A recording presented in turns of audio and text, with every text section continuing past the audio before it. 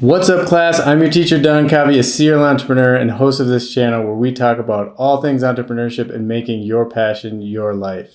Today, I'm going to tell you the story of how I started the first kombucha brewery in Medellin, Colombia. If you're hoping to start a business one day, pay attention because the steps I took will likely apply to what you're starting.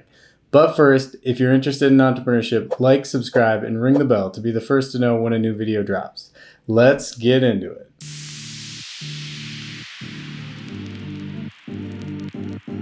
If you like watching my videos, you've seen I've been involved in a lot of different startups. Evidence hosting for law enforcement, raw dog food, investment real estate, and now kombucha brewing. I believe in good ideas and amazing execution. If you can find a good idea and commit yourself to working on it, you will do well. And with the more startups I've worked on, I've also learned the more passionate you are about the product or service, the more happy you'll be working on it. My kombucha story starts off simply, as I really enjoyed drinking kombucha. So much so that in 1 month I tallied a bill of almost $200 on kombucha. Yeah, I know it's nuts. At the time, premium kombucha was $4 a bottle, and I had drank about 50 bottles that month. I'm a bootstrapper at heart, and I knew there just had to be a better way. I turned to YouTube to learn about how to make kombucha. I made my list of equipment to buy: bottles, funnels, a 5-gallon water dispenser, and even a SCOBY from Amazon. Now, if any of you have made kombucha before, you probably know it's quite simple. Tea, sugar, fruit, and fermentation time. It took several weeks to get a groove going, but in about 2 months I was easily producing the 50 bottles of kombucha that I was drinking at a cost of about 25 cents. That got me thinking about margins. A cost of 25 cents and I'm paying $4? How much are these kombucha companies making? At the time, I owned Golden Acres, a raw dog food company. We used the highest end ingredients possible: local free-range chicken, beef, turkey, and organic vegetables. I used a co-packer. That means I paid another company to manufacture and package my product. I sold to end consumers and was responsible for the home deliveries. My product had a 45% margin. That means if I sold $100 of dog food, after paying all the product costs, I was left with $45. With kombucha, it's not an apples-to-apples comparison because I was making it myself. But if I was selling bottles at the same price I was paying, $100 in sales would only cost me $6.25. There was so much profit in kombucha versus high-end pet food, I became intrigued. This just had to be a great business. My coworker knew about my new hobby of making kombucha and invited me to a kombucha class at a local co-op. It was being taught by the owner of a brewery in Minneapolis. If you signed up for the class, he would teach you his exact recipes and give you starter liquid to get your kombucha brewing.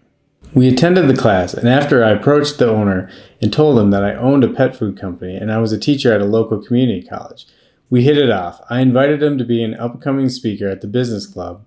The students loved his presentation, and we remained friends. Being an entrepreneurship teacher as well as an entrepreneur, sometimes I get invited to do presentations. Two of the premier universities in Medellin, Colombia had invited me to do presentations about entrepreneurship and the startups I've done. I've been to 23 countries in my life, but the welcoming feeling I had while going to Colombia was quite different. It just felt like a place I would love living from the moment Universidad de EFIT and Universidad de Medellin invited me. After one of my presentations to alumni, a man named Mauricio invited me to breakfast at his business the next day. He sent a car to pick me up and brought me to Mercado del Rio, an indoor restaurant market with more than 30 restaurants. He had previously founded virtualllantas.com, an online tire retailer like the Tire Rack of Colombia, and after he founded the restaurant market. We had a lot in common and instantly were good friends. He loved my entrepreneurial background and urged me to think of an idea I could bring to Colombia from the US. Kombucha instantly struck my mind, a product that was healthy, great margins, and I was pretty passionate about. I wrote my friend at the Minneapolis brewery and told him I was interested in opening a brewery in Medellin, Colombia. He invited me to his place and gave me a full tour. He answered all my questions I had about starting a brewery. It took me a year of thinking things through and planning, but I made my business plan and got the balls rolling to start the business in Medellin. The kegs most craft beer and kombucha breweries use aren't common in Colombia, so I actually shipped 75 kegs from Minnesota to Colombia. A funny story is the police actually came to interview me about the kegs because apparently when you ship them to Colombia, you have to take off the tops. I had all of mine sealed for the shipment. It's because sometimes people smuggle cash inside them into the country. That wasn't the case with me. There's never a dull moment in life in an entrepreneur, and that police interview I'll never forget. In Colombia, it took me a few months to find a place to rent and get the property built out. I had a bar with 40 seats and a small sushi restaurant inside that leased space.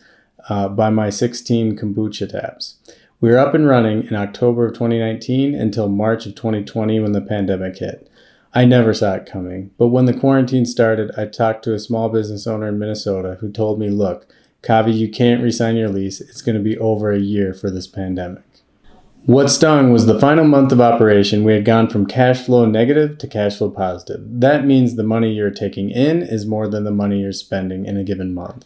When a business achieves positive cash flow, it's quite a moment of relief and celebration for the entrepreneur.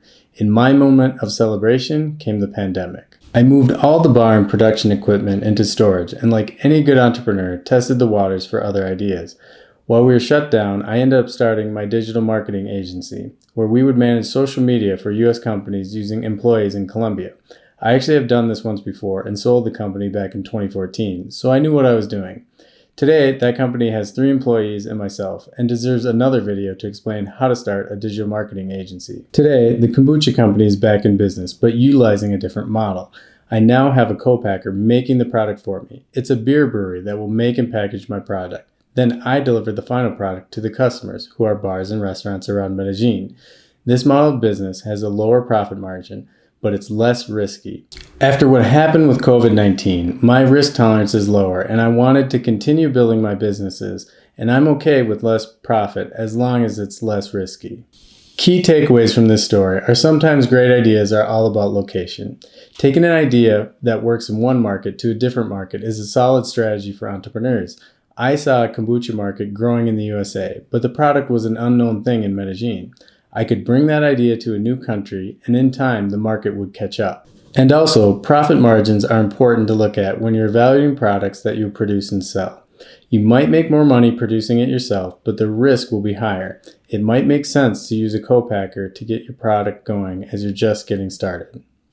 So, what are you waiting for? It's time to get working on your plan. Stop saying you'll do it tomorrow. In the world of entrepreneurship, it's now or never. Let's start making your passion your life. That's it for now. I'll see you in the next vid. Ciao!